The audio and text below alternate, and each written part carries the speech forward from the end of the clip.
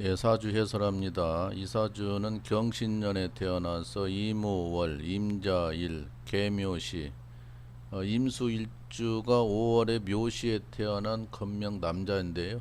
목이 하나, 화가 하나, 이제 토가 없고 이제 수가 금이 두 개, 수가 네 개입니다. 예, 합이 8자가 됐는데 대체로 이제 수가 많다는 얘기예요. 그래서 이 사람이 40세 이제 원숭이 띠인데 지금 현재 대운이 40세 병술 대운을 왔습니다. 병술 대운은 대체로 운이 이제 좋다고 할 수가 있는 건데 어, 이 사주를 설명하면서 어떤 생각이 들어갔냐면 지금 유튜브에 많이 나오고 있는 걸 보면은 이제 일주론이라고 이 얘기들 강연하는 사람이 들어 있어요.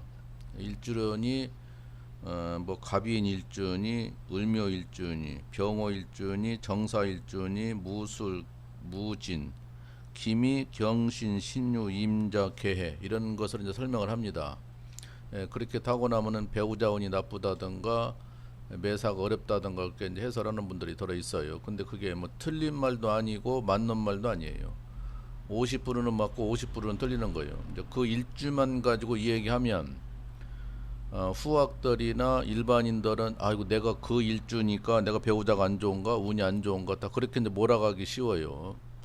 그 사주 주변에 월주나 시지나 연주를 전체를 파악해서 봐야지 일주로만 가지고는 그 잘 안 맞는다는 겁니다. 맞는 경우도 있고 안 맞는 경우도 있고 그래서 상당히 문제가 있다. 일주론 강연한 건 좋지만은 일주만 가지고 이 얘기를 하게 되면은 상당히 타당성이 약하다 이렇게 봐지는 거예요.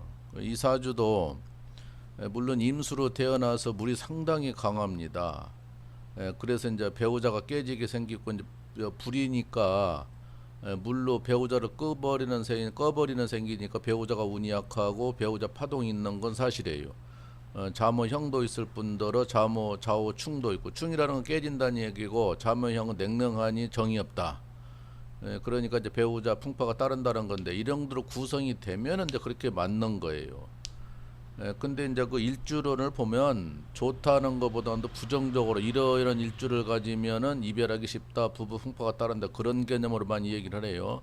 이게 그럴 수도 있고 안 할 수도 있는 거예요. 주변 글자에 따라서 그것이 영향이 받는 건데 일방적으로 일주만 가지고 기다 아니다 딱 학구부당 얘기하면은 안 되는 것입니다. 그래서 이분도 지금 40살이지만은 이제 좌우충이 있으니까 배우자이 깨지고 자매형이 있으니까 배우자 정이 없다.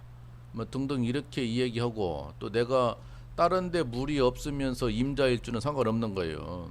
오히려 그거는 좋다고 이해를 할 수 있습니다. 근데 물이 지나치게 많고 배우자가 약하니까 어, 물로 불을 꺼버린다는 식이기 때문에 배우자가 꺼지게 생겨서 문제가 된다 이렇게 이제 이해를 하는 건데 단순히 일주 하나만 가지고 이야기하면은 잘 안 맞는 경우가 많이 있다. 그리고 일반인들이나 후학들은 글로 또 따라가는 경우도 있어요. 그러면 잘 안 됩니다. 전체를 봐야지. 예. 그래서 일주가 중요한 건 사실이지만은 그거 하나 가지고 다 전체를 보러 가면 안 된다. 월주도 보고 월주, 시주도 봐야 된다 이렇게 봐지는데 이 사람이 그동안 이제 운이 별로 안 좋게 살아왔는데 이제 40살 병술 대운을 막 들어왔습니다.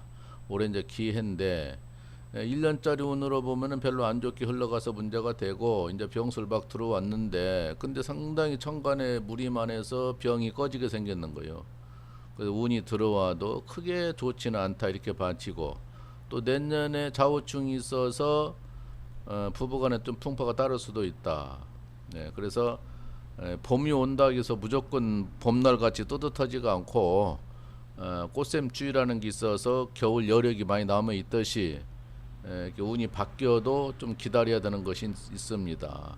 그리고 병술이 아무리 좋다건들 사주하고 비교 분석해서 좋고 나쁨이 따르는 거예요. 일방적으로 보면 좋다고 보이는 거예요. 저렇게 이제 해설을 하면 안 맞는 것입니다. 그래서 사주 운세 보기가 어렵고 사주 보기가 어렵다는 것이고 정말로 심오한 학문이다 이렇게 봐지는 건데 이 사람은 이제 천옥사를 가지고 태어났고 좌우충이 있어서 항상 이법행위를 조심해야 된다. 아차 하면은 이법행위 하다가 감옥 가는 수가 있다. 이게 이제 상당히 문제가 되는 거예요. 그리고 아무리 배우자 풍파가 나쁜들 무조건 헤어지는 것이 아닙니다. 때가 돼야 헤어지는 거예요. 때가 돼야. 그래서 이분은 어, 내년에도 좀 시끄럽다. 그러나 정확한 이야기하려면 60대 가면은 깨진다만 나오는 겁니다. 해자 축으로 가니까 물이 더욱 강해져 가지고 내 배우자는 더욱 약해져서 힘을 잃고 깨진다. 아프든지 이사별한다 그러는 거예요. 그래서 일주는 하나만 가지고 전체 사주를 풀어가서는 그건 말이 안 되는 거다. 아, 8자 중에 6자는 그러면 무시한다는 얘기는 안 되잖아요. 일주가 틀리는 것도 있고 맞는 것도 있단 말이에요. 그래서 근데 전반적으로 이제 예를 들어서 갑인 일주를 가진 사람이 여자라면은 대부분 다 배우자 풍파가 따릅니다. 갑인 일주 같은 경우는.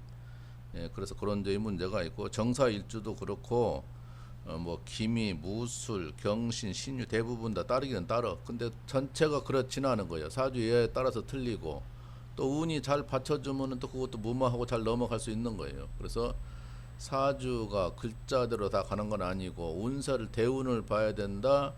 또 상대방 배우자도 봐야 된다. 그래서 이게 어려운 겁니다. 이게 해설하기가. 또 배우는 사람은 그만치 어렵고 뭐가 뭔지 모른다는 얘기예요.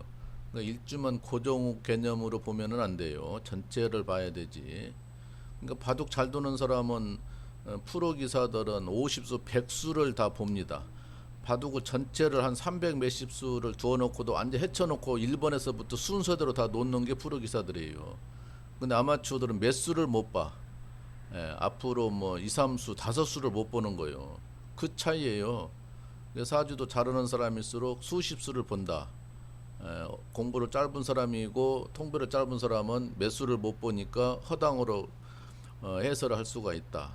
그런 차이가 되는 겁니다. 이 사주는 근본적으로 배우자가 약하고 배우자가 꺼지기 쉽다. 이렇게 해설하면 되지. 임자일주니까 무조건 안 된다. 이렇게 고정관념으로 보면 안 맞습니다. 해설하는 분들이 더러더러 있는데 저도 이제 가끔 그런 걸 한 번씩 봅니다. 참고로. 그러면 엉터리가 많아요.